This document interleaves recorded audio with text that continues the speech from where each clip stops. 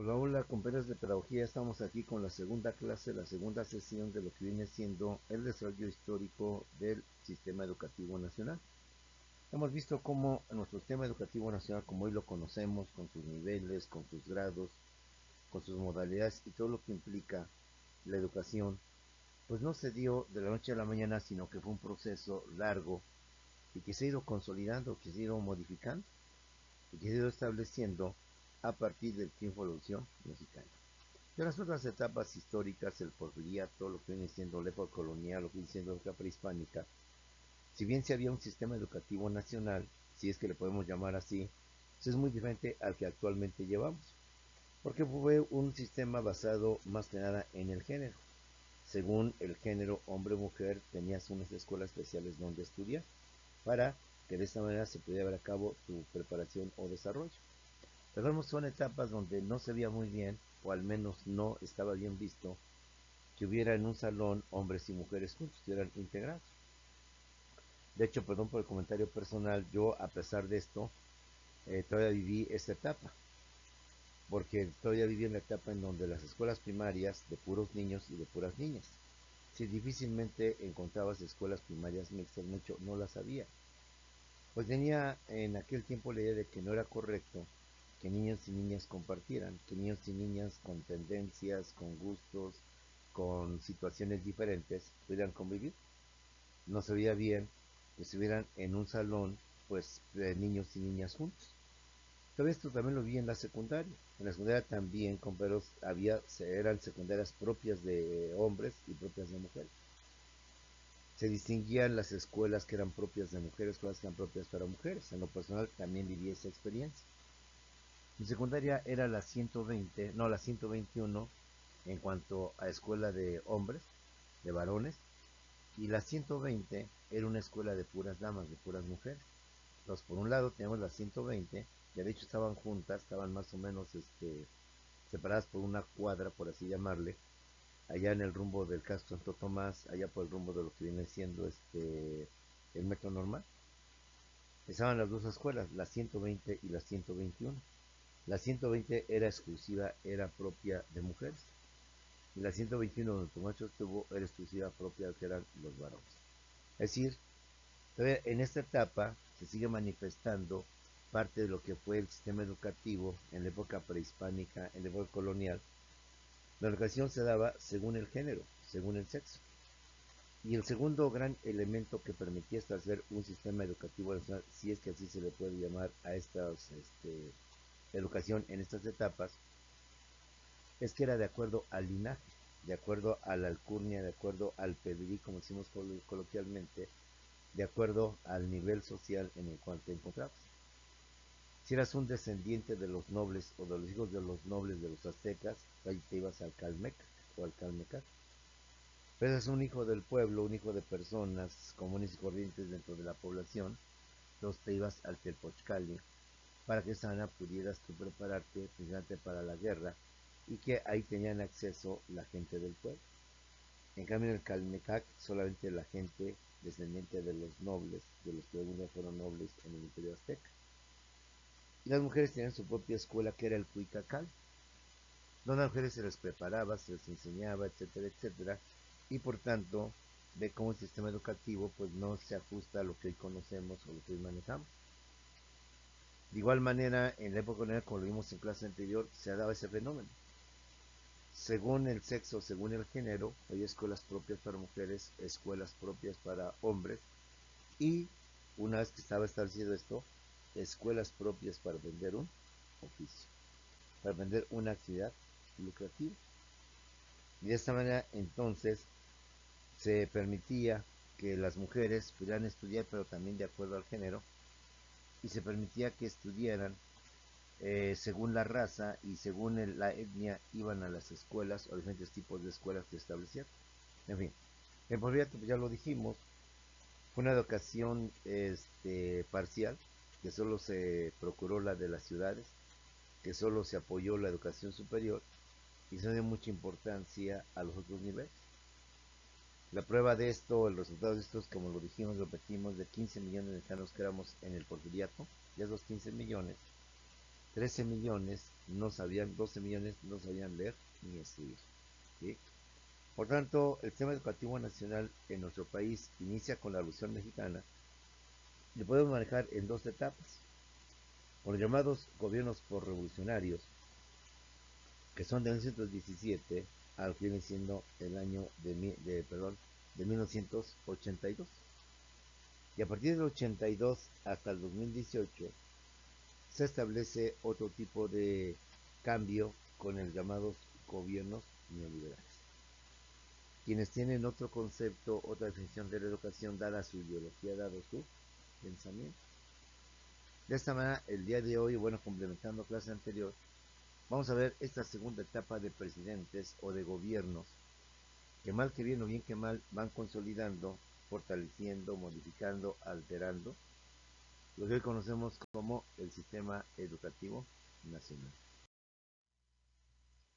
Los gobiernos neoliberales abarcan del periodo de 1982 al año 2018. Los gobiernos neoliberales son lo opuesto, son lo contrario al llamado nacionalismo revolucionario. Son simplemente lo opuesto, lo contrario a las políticas que iban de la revolución y que se convirtieron en ideologías de la misma revolución. La política económica es el neoliberalismo. El neoliberalismo no es sino más que el nuevo rostro del capitalismo, la nueva cara, la nueva faceta con que se presenta el capitalismo.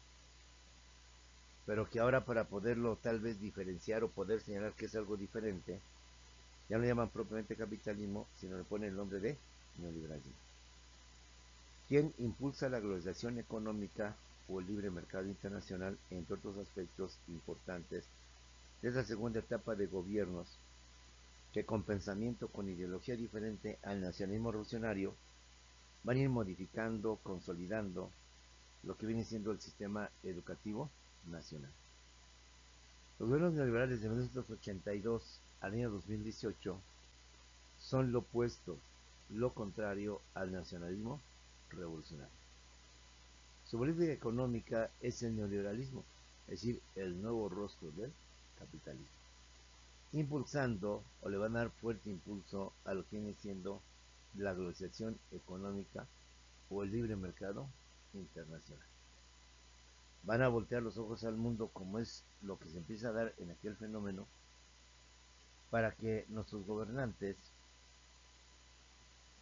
puedan en consecuencia manejar libremente la economía. Entonces vamos a ver esta segunda etapa del sistema educativo nacional, pero a través de la lupa de los llamados gobiernos neoliberales.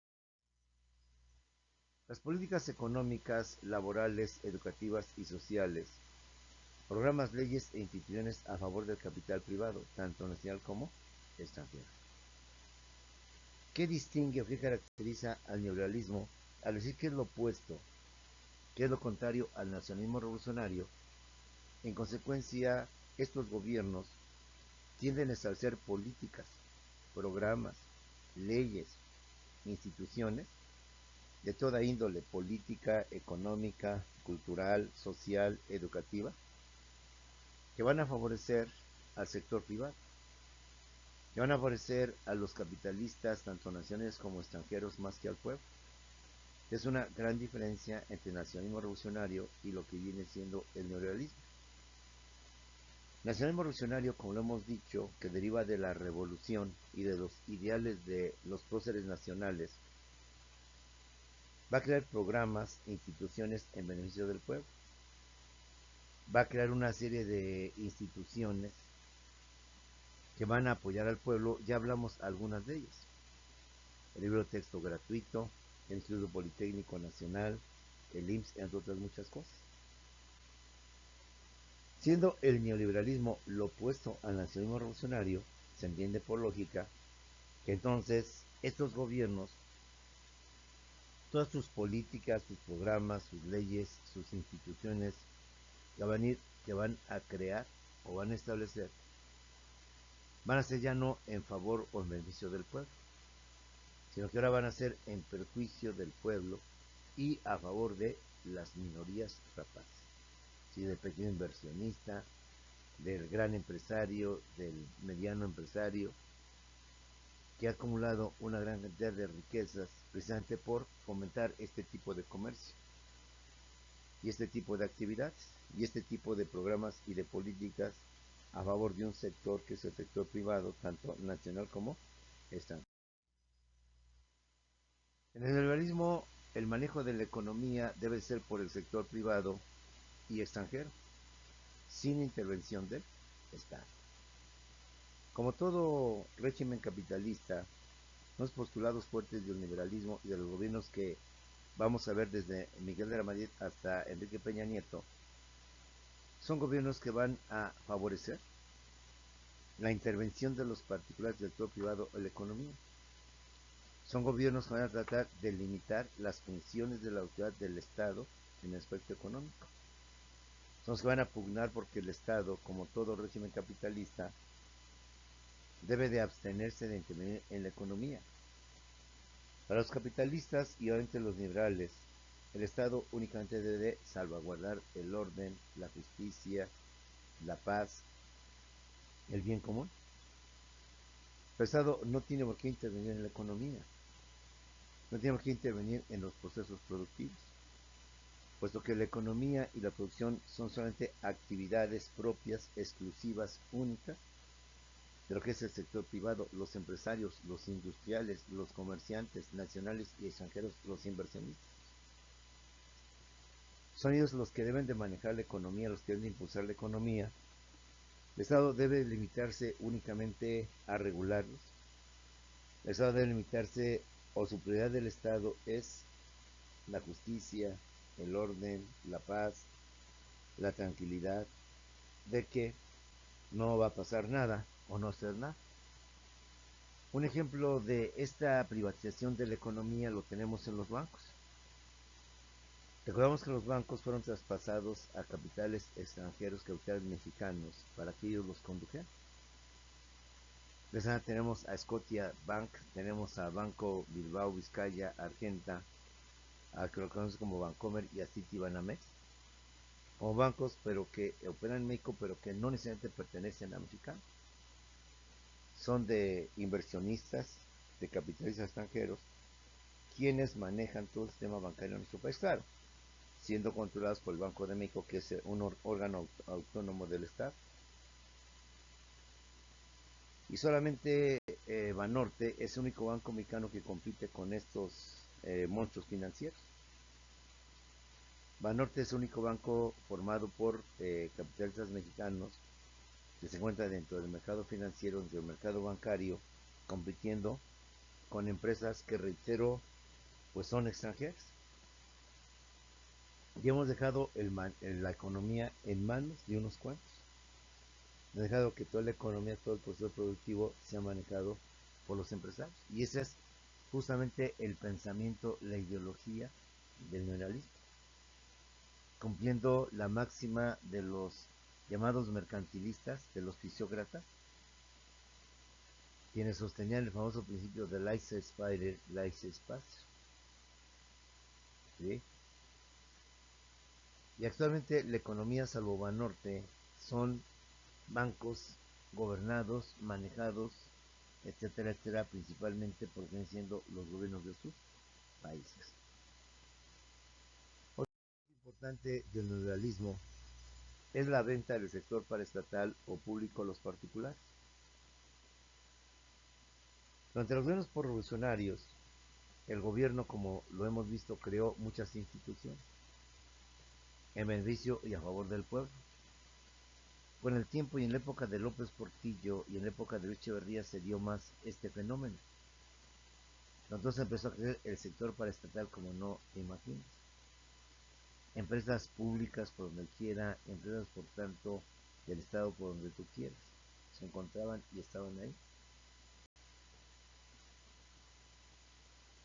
Instituciones y empresas que eran del sector gobierno, del sector Estado, dejan de ser.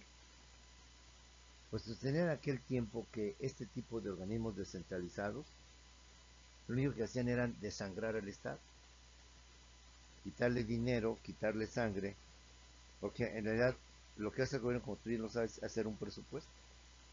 En base a ese presupuesto le destina a cada una de las entidades, a cada uno de los organismos y empresas una parte, para que estos organismos puedan competir con el sector privado y pueda, por tanto, la población tener alternativas de estudio, alternativas de programas de televisión, alternativas de todo. Un aspecto importante del neoliberalismo es que el sector gobierno le estorbaba, es que la gente o las empresas dedicadas a alguna actividad productiva le estorbaban al empresario, al particular. Por eso lanzan su programa en el sentido de que el Estado solo debe de encargarse de la seguridad del bien común, de la paz social. Y Imevisión, recordemos, era una empresa 100% del gobierno. Es lo que hoy conocemos como TV Azteca, lo que conocemos como este, los canales 7 y en su tiempo el 13. Imevisión, por tanto, se convierte en una empresa televisora propia del Estado, que como tal pues maneja información principalmente a toda la población y que de alguna manera se trata de intervenir con las famosas fake news e impedir que se publiquen fake news perdón, que puedan afectar al gobierno en turno. Telmex, recordemos, durante mucho tiempo fue propiedad del gobierno, fue una empresa del gobierno. Se generó una especie de situación de que el gobierno, o de que Pemex despreciaba mucho dinero, de que Telmex daba un mal servicio, de que Telmex no era rentable, porque el Estado era el que se manejaba y quienes iban a manejar Telmex, eran políticos, a quienes se interesaba solamente su ganancia, su interés, y no le importaba la productividad de la entidad federativa o del pueblo. Bajo este argumento se empieza a gestar la idea de que el gobierno gasta mucho dinero precisamente porque destina dinero que al final no sirve para este tipo de empresas, este tipo de organización. Decían en aquel tiempo, si les quitamos a estos gobiernos la gran cantidad de dinero que tienen, lo vamos a invertir en obra pública hacia la población. Decían pomposamente que si vendiera el gobierno todas sus empresas, iba a tener tal dinero que podríamos, por tanto, mantener una mejor estabilidad económica, política, etcétera, etcétera. Y nos pintaron todo muy bonito y nos cantaron muy bonito sobre esto. Y por un lado venía el aspecto ideológico y por otro lado venía el aspecto práctico. Telmex, Altos Hornos de México e Imevisión eran empresas del gobierno, empresas que manejaba el Estado. Pero cuando llegan los gobiernos neoliberales y dada su ideología, el gobierno, como política, como programa de acción, decide emprender la venta, la desaparición, la liquidación de todo lo que es el sector paraestatal. Algunas con razón y algunas sin razón. Y si me permites el comentario personal, justamente cuando yo empezaba mi carrera, cuando empecé a trabajar, yo trabajé en el sector paraestatal, compañeras del Monte y Pachuca, y en Cuaret, y una de constructora Río Escondido de Coahuila, entre otros. Que cuando llegó Miguel de la Madrid, entonces empezó a vender este tipo de empresas, se empezaron a traspasar a los gobiernos estatales, se empezaron a ofrecer a los empresarios, tanto nacionales como extranjeros, y en lo personal, pues me tuvieron que liquidar como a todo el personal. La empresa ya no es del gobierno, nos avisaban, la empresa ya no pertenece a México, la han adquirido extranjeros o la han adquirido inversionistas o capitalistas nacionales. Y ellos obviamente, como en todo proceso, traen a su gente. Y los que ya estábamos ahí, pues nos liquidaron, por fortuna nos liquidaron. Recuerdo que nos liquidaron, en lo personal creo que bien. Pero nos quedamos sin trabajo. ¿Por qué? Porque todo este sector, todo este conjunto de empresas, de organismos, fue vendido. Fue, si tú permites, traspasado o fue simplemente los apareció. Insisto porque, según la ideología de los liberales, darle dinero a este tipo de organismos autónomos le quitaba dinero al gobierno, le restaba dividendos al gobierno y hacía que el gobierno, por tanto, en lugar de dedicarse a problemas realmente fundamentales, trascendentales, Uno se entretenía haciendo cuentas y viendo pues las ganancias que se tenían en las diversas empresas y que mucho dinero se destinaba a ellas y que al final pues no eran rentables o no producían lo que era recuperar el dinero que se les dio y seguirlo invirtiendo.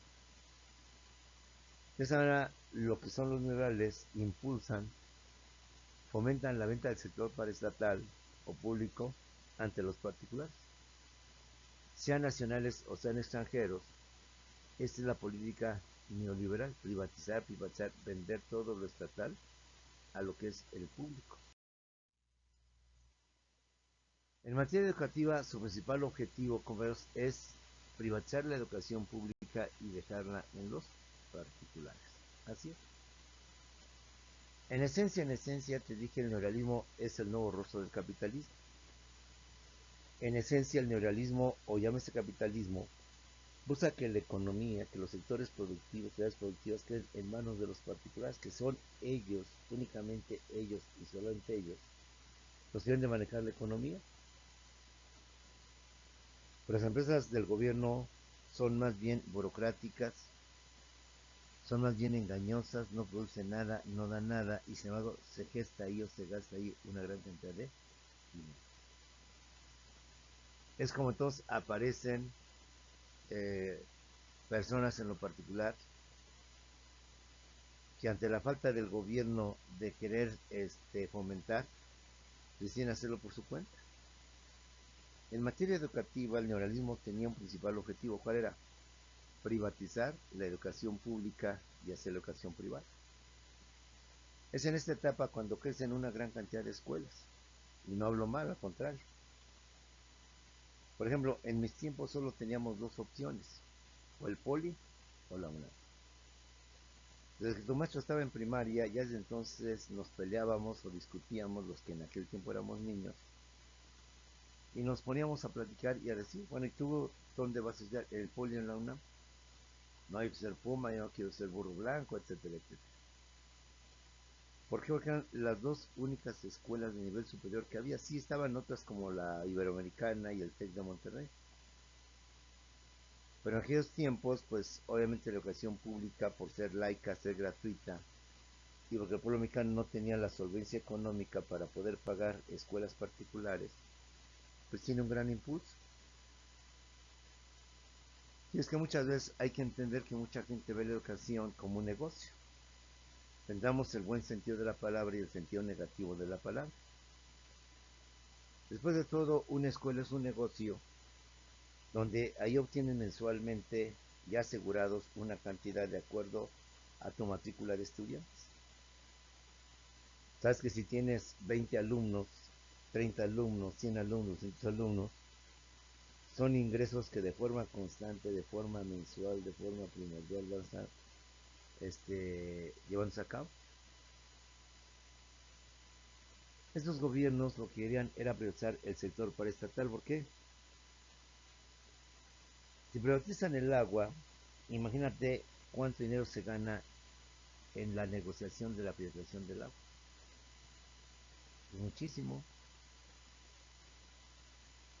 ¿Por qué?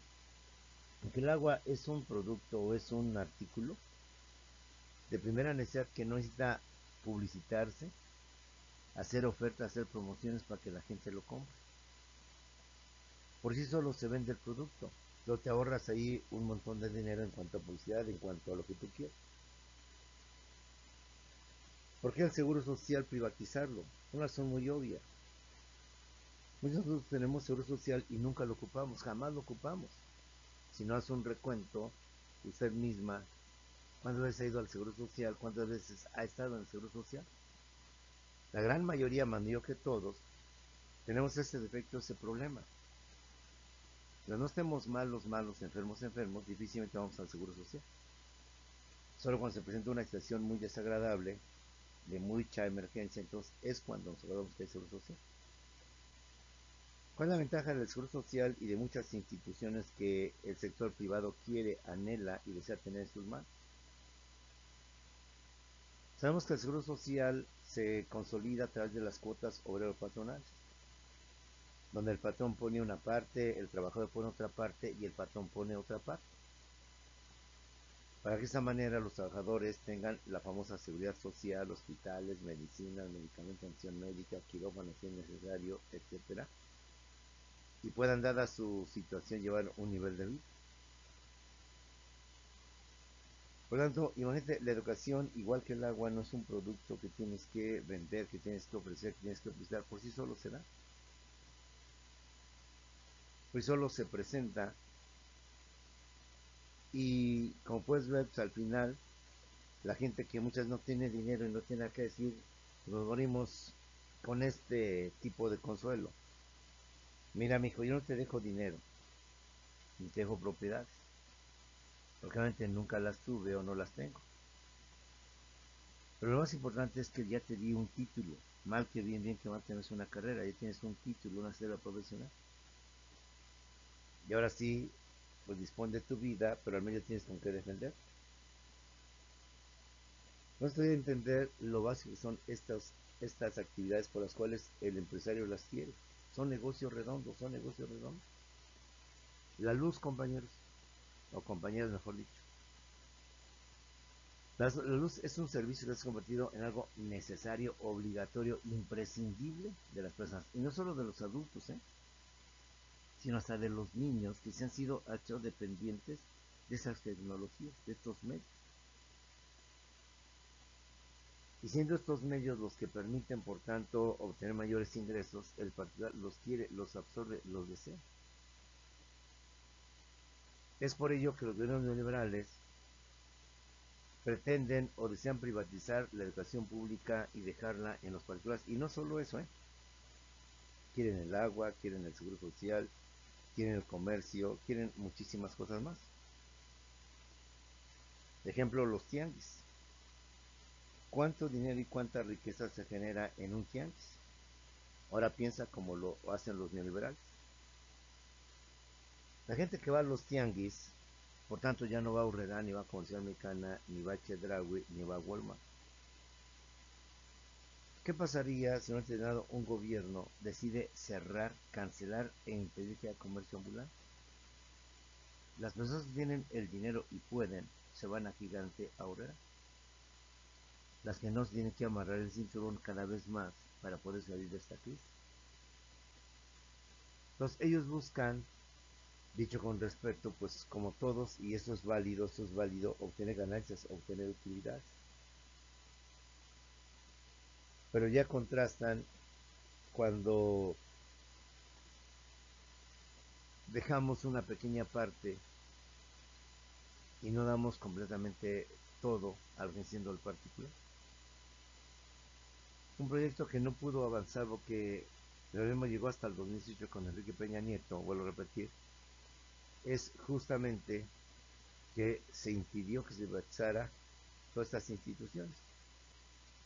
Recuerdo que hace un par de años se hablaba mucho que la UNAM se iba a privatizar, que la UNAM ya tenía comprador de japoneses, compradores de algunos consorcios o empresas de gobierno.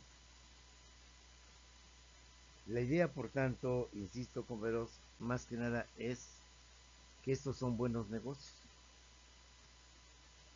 que estos son buenas operaciones que me permiten tener ganancias. De ahí que el sector privado quiera que esas actividades pasen a ellos, los beneficios por tanto queden para ellos. ¿Qué más? El neoliberalismo además te ha creado o crea una serie de organismos autónomos y a través de estos organismos autónomos poder limitar y controlar al poder ejecutivo, como son entre otros la COFESE, el IFT, el INAI, el INE, como son el INE, aparte del INE, y muchos más. Fue la idea de los neoliberales, insisto, que el gobierno quede limitado, reducido, mejor dicho, a labores de vigilancia, de seguridad, de protección, que no está mal, no está mal. No estamos diciendo que no debe ser eso. De hecho, el Estado tiene esa función. En donde no coincidimos es solamente en que el Estado debe de salir de la economía, debe de intervenir en la economía, debe de tener empresas productivas y se aboque únicamente a funciones del silencio, de lo que es la seguridad, la paz, el bien común. Esos organismos que crearon los neoliberales no van con la intención de dar una mayor democracia, un mayor progreso al país, van con la intención de detener los movimientos de prestación que están dando en este momento. Por eso el sector privado lo que busca es limitar y controlar al poder público, creando a su alrededor una especie de organismos autónomos para que cualquier situación que el Estado quiera sobresalir o salir, inmediatamente están esos organismos para detener. Ahí tenemos una gran cantidad de organismos autónomos que crearon los neoliberales justamente para limitar, para controlar a lo que es el poder.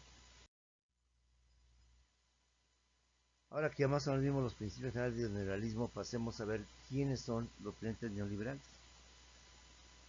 Quienes de alguna u otra manera vinieron a cambiar o vinieron a modificar los principios del nacionalismo revolucionario y crear otro tipo de instituciones, otro tipo de programas, otro tipo quizás hasta el sistema educativo nacional. Los gobiernos neoliberales, como te he dicho, empiezan en el 82. El primer presidente neoliberal fue Miguel de la Madrid de 1982 a 1988. Él fue el que sufrió los terremotos del 85. Él fue, por tanto, el que inició la transición del nacionalismo revolucionario al neoliberalismo. Después de Miguel de la Madrid viene el que se supone es el autor intelectual de este tipo de gobierno, Carlos Salinas de Gortari, del 88 al 94. Dice que él es el ideólogo, él es el líder que vino a convencer a políticos, empresarios y gente en general de que la mejor forma de gobierno era justamente eso, la entrada. Le trataba, por tanto, era evitar a futuro la posible entrada a estos lugares. Carlos Salinas de Gortari, insisto, se considera como el ideólogo, como el líder, el que convenció a Miguel de la Madrid Hurtado, no es para que después lo designara su sucesor como lo fue, sino para que pudiera consolidar y establecer en nuestro país el avance del neoliberalismo. Le sucede a Carlos Salinas de Gortari en el estudio Ponce de León, del 94 al 2000. Recordemos que esta persona no estaba originalmente designada a ser presidente, pero con motivo de la muerte de Luis Donaldo Colosio Murrieta, que era la persona que iba a ocupar la presidencia del 94 al 2000, entonces inmediatamente entra en este día Ponce de León, como decimos coloquialmente, al quite. Porque Luis Donaldo Colosio cometió el error, o como dicen por ahí, abrió la boca demasiado temprano, al pensar que él, siendo presidente, cambiaría completamente el régimen, vamos a decir, de su protector y padrino, que era Carlos Salinas. Porque tuvo la desdicha de empezar a decir en sus mítines políticos que estaba de acuerdo en que el generalismo no era sino más que tragedia, dolor y cosas por el estilo, y que él como presidente iba a cambiar esas políticas. A sabiendas de esta situación, pues a Salinas y a toda su gente no le convenía esto. Por eso no descartamos la idea de que Luis Donaldo Colosio fue asesinado por orden, por disposición y por autoría de Carlos Salinas. Por eso el hermetismo de conocer a ciencia cierta qué es lo que pasó, qué es lo que sucedió con la muerte de Luis Donaldo Colosio. Insisto, me sumo a los periodistas, demás gentes, que el error de Luis Donaldo Colosio es que aún no era presidente, era candidato, y empezó yo a decir y a manifestar que él en su momento iba a cambiar toda la política neoliberal, que él iba a tratar de que esta política desigual, inequitativa, tendría que desaparecer. pero lamentablemente Colosio es asesinado, y Cedillo, quien tiene una ideología acorde a la liberal, se mantiene como presidente de lo que viene siendo el autoritarismo. Después de Ernesto Cedillo Ponce de León viene Vicente Fox, el que se conoce como el mucha lengua y poco cerebro, mucha lengua y pocos sesos. Del 2000 al 2006, cuando él asume la presidencia, recordemos, por primera vez se vence al PRI, por primera vez un líder que no pertenece al PRI sino al PAN se convierte en el presidente de México.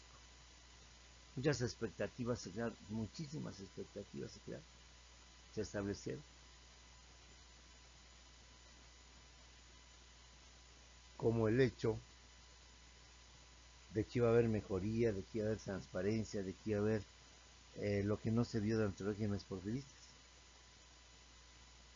Máxime cuando Vicente Fox, como candidato como presidente, ataca ruidosamente al PRI, al cual no baja de corrupto, al cual no baja de los peores calificativos, con el ánimo de ganarse a la gente.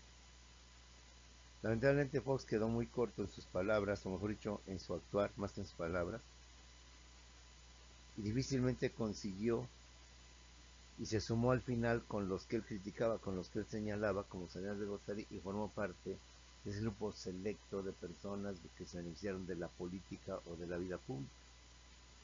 Viene el segundo panista, Felipe de Jesús Calderón Hinojosa, que es presidente de 2006 al 2002. Y con él también establecen otro tipo de políticas en favor o en beneficio de lo que es el comercio, lo que vienen siendo los libres mercados. Vamos viendo, por tanto, y visualizando, espero que así sea, los presidentes que pertenecen al nacionalismo revolucionario y los que son del neoliberalismo, los que postulan una mayor intervención del Estado de la economía y los que postulan que el Estado no debe intervenir en la economía. Felipe Calderón y Vicente Fox, a pesar de ser oposición, pertenecen a un partido no al hegemónico llamado Partido Revolucionario Institucional, el PRI, no logran hacer esa transformación, ese cambio, se mantienen las viejas instituciones, los regímenes corruptos y varias cosas por el estilo.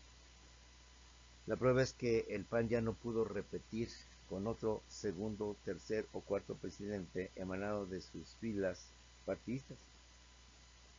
Cuando termina Calderón, inmediatamente asume el poder una vez más un priista, que viene a consolidar, que viene a tratar de desarrollar y terminar, por tanto, con el proyecto neoliberal y acabar con todas las lacras que significa los gobiernos anteriores. Pero Jesús Calderón, con el ánimo de ganarse, porque había la sospecha de que había fraude, y de hecho se le considera que hubo un fraude, decide declarar la guerra al narco, sin ninguna planeación, sin ninguna estrategia, pensando, visualizando que la única forma de acabar con este mal es simplemente el ataque a sus naves. De esa manera, como puedes ver, ni Vicente Fox panista, ni Felipe Calderón panista logran cambiar la conceptuación que tenemos o se tiene de lo que viene siendo este tipo de gobiernos. El nuevo presidente neoliberal es Enrique Peña Nieto. Enrique Peña Nieto fue presidente del 2012 al 2018. Y con él, bendito Dios, se acabó la pesadilla llamada neoliberalismo. Se inicia un nuevo tipo de régimen que solo el tiempo dirá qué tan bueno, qué tan malo es, qué tan sobre ello lo fue. Enrique Peña Nieto no logra lo que él tenía que llevar a cabo. Las famosas reformas estructurales, que era privatizar el comercio, la industria eléctrica, así todo lo que era productivo, todo lo que era rentable. Dentro de esos aspectos productivos o rentables era justamente vender, privatizar la UNAM, el Politécnico, vender, privatizar petróleos mexicanos, vender, privatizar el Seguro Social, vender y privatizar todo lo que es el Infonavit y el ISSSTE, el FOBISSSTE, que al final de cuentas, lo único que pretendían ellos era, más que beneficio al pueblo, pues convertirse en los nuevos millonarios con negocios que por sí solos te dan mucho dinero, que por sí solos te permiten que sea un negocio con grandes beneficios. Como lo hemos dicho con el agua. Una empresa privada que se dedique a la venta del agua, al consumo del agua y distribución del agua, mejor dicho, pues imagínate. Una empresa que se dedique única y exclusivamente a la seguridad social, con empresa privada, pues obvio. Un grupo de empresarios que manejen la UNAM, ¿cuánta gente tiene la UNAM? ¿Cuántos estudiantes? ¿A cuánto ascenderían los ingresos mensuales de una institución llamada UNAM para que ahora los pagos fueran obligatorios y fueran cierta cantidad? En fin, vamos a ver cómo en estos gobiernos ya distinguidos, los nacionalistas revolucionarios contra los neoliberales, cambian las políticas, cambian los programas, sobre todo en lo que nos interesa en materia educativa. De esa manera se mantienen lo que viene siendo el manejo del poder, el manejo de la política. Con esto, jóvenes, con esta pequeña introducción en cuanto a lo que es el desarrollo histórico del sistema educativo nacional, y viendo a cómo son los presidentes, cómo sucedieron, y que en su momento vamos a hablar solamente de algunos de ellos, no de todos por razón de tiempo, pues sí de los más importantes, o los que señala el programa de estudios, para que podamos entender mejor cómo se fue dando esta evolución, este proceso, este cambio, de lo que vienen siendo las instituciones. Las dejo, compañeras, nos vemos unos cuantos segundos en Zoom para atender cualquier duda, aclaración, comentario y ver qué hubo en esta semana. Nos vemos en unos segundos.